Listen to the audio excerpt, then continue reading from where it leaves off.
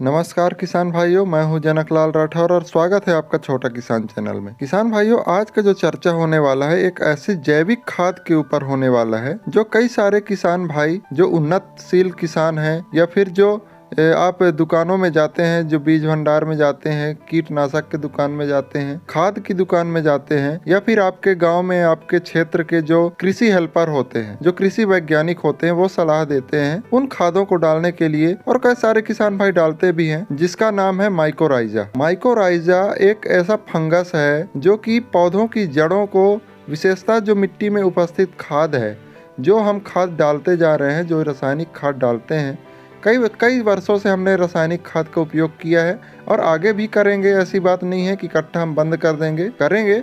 लेकिन आपको तो ये तो पता ही होगा कि जो हम खाद डालते हैं, चाहे डीएपी डालें, यूरिया डालें, सल्फर डालें, जिंक डालें, कुछ भी, तो 100% पौधा नहीं लेता है। सिर्फ और सिर्फ 20 से 25% या 30% भाग ही पौधा लेता है। बाकी के जो 70 से 75% भाग है वह या तो वातावरण में जाता है या तो मिट्टी में जाता है। अब हमको ये देखना है कि जो हमारी मिट्टी में है उस खाद को कैसे पौधों को उपलब्ध कराया जाए, क्योंकि दिन ब दिन हमको खर्चा बढ़ते जा रहा है, खाद की महंगाई बढ़ती जा रही है, उत्पादन हमें कम होते जा रहा है, या उतना ही लेने के लिए खाद हमें एक्स्ट्रा डालना पड़ रहा है, मतलब कि लागत हमको ज़्यादा देना पड़ रहा है। माइकोराइजा खाद, जिसकी हम आज उपयोगिता के बारे में चर्चा करेंगे, वह क्या लाभ देता है, क्या उसका उपयोग है, पौधों में क्या लाभ देता है, उसका उपयोग कैसे करें।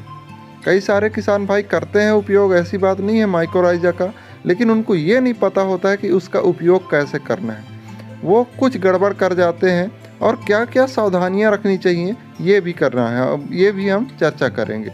किसान भाइयों, सावधानियां विशेष रूप से आप सुने, जिसका हम चर्चा अंत में करेंगे, इसलिए वीडियो को अंत तक जरूर देखिएगा, एक बेहतर जानकारी के लिए और संपूर्ण जानकारी के लिए।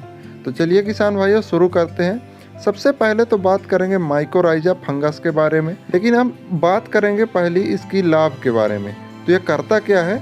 सबसे पहले जड़ों का विकास में यह सहायक होता है, जड़ों का बेहतरीन विकास करता है, जिससे जो जड़ विकसित होगा तो जो मिट्टी में पोषक तत्व हैं वो पौधों को अधिक मात्रा में मिलेगा, उत्पादन तो बढ़ेगा स्वाभाविक रूप से। मिट्टी का स्वास्थ्य सुधार करता है, इसका मतलब मिट्टी का स्वास्थ्य मतलब जो रासायनिक प्रभाव है मिट्टी में उसको कम करेगा और मिट्टी के स्वास्थ्य को सुधार करेगा। रासायनिक उर्वरक की जो बचत करता है, वो तो एक मेन मुद्दा यही है कि हमारा जो उर्वरक है, जो हमारा लागत है, वो कम हो। और बचत किस रूप में करेगा भाई? जो हमारी मिट्टी में है उसको पौधों को उपलब्ध कराएगा। हमको जो रासायनिक खाद है वो कम डालना पड़ेगा। फास्फोरस घोलक के रूप में काम करता है, मतलब जो हम डीएपी डालते हैं, जो डीएपी हमारी भूमि में इकट्ठी हो जाती है, जमा हो जाता है, ठोस हो जाता है, उसको तरल बनाता है और पौधों को उपलब्ध कराता है। जल अवशोषण की क्षमता बढ़ाता है। जल अवशोषण की क्षमता बढ़ाने का मतलब है जो पौधों की जो झाइलम होती है, झाइलम एक टेक्निकल वर्ड हो गया, उनको यह एक सुचारू गति प्रदान करता है, जिससे जो पोषक तत्व जल का आवागमन सुचारू रूप से होता है और पौधों की वृद्धि होता है। पौधों को सूखे के प्रति सहनशील बनाता है, ये बहुत ही विशेष लाभ है माइकोराइजा का। सूखे के प्रति सहनशील बनाता है। और दूसरा, रोपाई करने पर, जिस फसलों की आप रोपाई करते हैं, मिर्च, बैगन, टमाटर, प्याज और ये जो धान हो गया, जिसकी आप रोपाई करते हैं, जैसे हम टमाटर लगाए, बैगन लगाए या फिर मिर्च लगाए, तो बाद में मुरझाने की समस्या आता ही है, तो वो समस्या कम होता है। इसका एक विशेष लाभ ये भी है। अब हम बात करेंगे उपयोग कैसे करना है, कितनी मात्रा में करना है। तो किसान भाइयों, इसका उपयोग आप तीनों प्रकार से कर सकते हैं। कैसे? आप ड्रिप में भी दे सकते हैं, ड्रिंचिंग भी कर सकते हैं और सामान्य विधि सिंचाई भी कर सकते हैं, कोई दिक्कत नहीं है। लेकिन इसका मात्रा 5 ml से 6 ml प्रति लीटर पानी में आप घोलिए और जिस पौधे की आप रोपाई कर रहे हैं उसकी जड़ को डुबाइए और लगभग आधे घंटे तक डुबाइए, उसके बाद रोपाई करिए, जिससे जो फंगस है, जीवाणु है, वह आपके जो जड़ है, पौधों की जड़ है, उसमें व्यवस्थित रूप से सेट हो जाए। इसके बाद आप रोपाई करिए।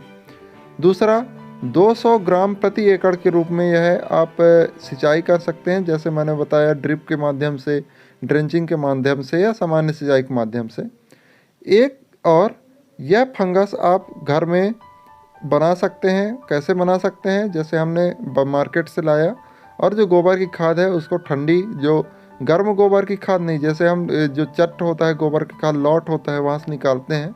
गोबर का खाद काफ़ी गर्म होता है, तो उसको नहीं, आप ठंडे गोबर खाद लीजिए, जो आप बाहर थोड़ा सा निकाल लीजिए, ठंडा हो जाए, उसमें इसको अच्छे से मिला करके लगभग 1 वीक तक रख दीजिए और बीच बीच में 2 दिन 3 दिन में पानी के हल्का सिंचाई करते रहें।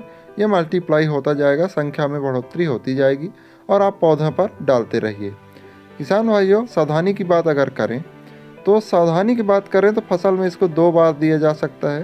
पहला आप बुआई के समय दे सकते हैं, या दूसरा फसल जब मध्यम अवस्था में हो या मध्यम अवधि की हो, जैसे फूल आने की अवस्था पर हो, उस समय आप सिंचाई कर सकते हैं। ड्रिप में दे सकते हैं, ड्रिंचिंग में दे सकते हैं, तो आपको बेहतर लाभ मिलेगा। अब अगर बात करें सावधानियों की मेन मुद्दों में, तो सावधानियाँ बहुत ही ज़रूरी है, इसको विशेष रूप से ध्यान रखें।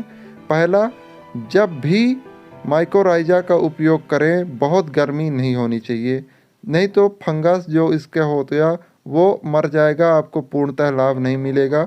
दूसरा, कवकनाशी या खरपतवारनाशी का उपयोग जब आप माइकोराइजा का उपयोग करें तो लगभग 10 से 15 दिन पहले या बाद में नहीं करना है, क्योंकि यह भी एक प्रकार से फंगस है और अगर आप कवकनाशी का उपयोग करेंगे तो यह नष्ट हो जाएगा और आपको बराबर लाभ नहीं मिल पाएगा। ये विशेष ध्यान रखें। तीसरा, आप जो पैकेट ले रहे हैं, बाज़ार से ले रहे हैं, आप जब भी पैकेट लें, नए पैकेट लें और एक्सपायरी डेट ज़रूर चेक कर लें और 6 महीने के अंदर इसका उपयोग ज़रूर करें, जिससे आपको बेहतर उत्पादन मिले। रासायनिक खादों के साथ मिला करके इनका उपयोग ना करें। यूरिया के साथ कर सकते हैं, कई सारे किसान भाई करते हैं और बेहतर उपयोग मिलता है, लेकिन डीएपी या फिर पोटास या फिर सल्फर आदि के साथ इनका उपयोग बिल्कुल ना करें। सल्फर के साथ कतई ना करें, नहीं तो आपको रिजल्ट देखने को नहीं मिलेगा और आप परेशान हो जाएंगे, फिर बोलेंगे हमको रिजल्ट नहीं मिल रहा है। तो किसान भाइयों, माइकोराइजा का उपयोग हमने देखा कैसे लाभ देता है, कैसे इसका उपयोग करना है, कितनी मात्रा में करना है और क्या सावधानियां बरतनी चाहिए। तो इस वीडियो में हमने इनका पूरा विशेष और विस्तार से जानकारी लिया है। आपको यह जानकारी कैसी लगी कमेंट बॉक्स में ज़रूर बताना है। वीडियो अगर अच्छी लगी हो तो लाइक करना है और अन्य किसान भाइयों तक भी यह जानकारी शेयर करना है, ये विशेष रूप से ध्यान रखें। मिलते हैं अगली वीडियो में एक नई जानकारी के साथ, तब तक के लिए धन्यवाद। जय हिंद, जय भारत, जय किसान।